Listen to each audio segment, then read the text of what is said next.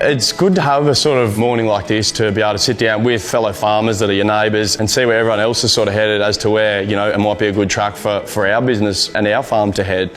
What we're doing is working. This is just different ways where we can take it to the next level.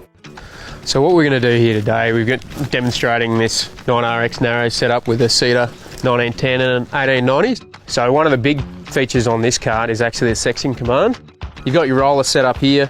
So all of these primaries have individual solenoids on them that close a gate underneath the meter for your section command. So you got your meter cartridge, pretty similar to what we've had before, except you'll notice on the back there, those buttons. So those buttons is what your actuators come through and push, and they actually push these flaps.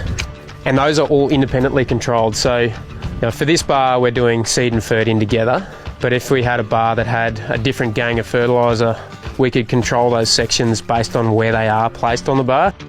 Every one of those secondary hoses has a little sensor on it, and that's for our blockage monitoring. And we'll jump in the cab and show how this all works in practice. The auto tracking gauge, is it? There we go, yep, hit the gauge now.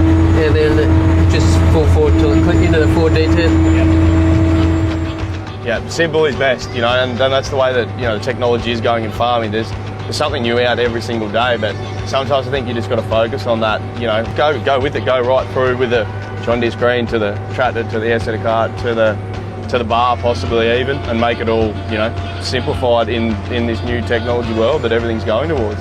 That's a big thing in agriculture these days. You need to look very deeply into ROI. It's a lot of money to outlay at the start, but if, you know, time is money in farming too, so something this big is going to get the job done quicker, but as I said, as long as it's doing it properly. The iTech sequence is set up so that for the turn automation, you know, literally it's lifting it out of the ground. And, you know, if you want it to slow down, speed up, that'll all happen automatically. So you just sit back and enjoy the ride. Well, no, on our machine we've just got a work switch, so whenever you lift it up, stop sowing.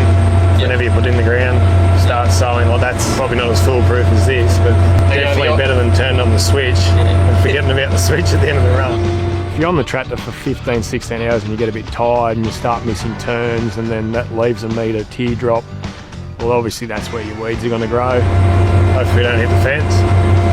I'm confident we won't.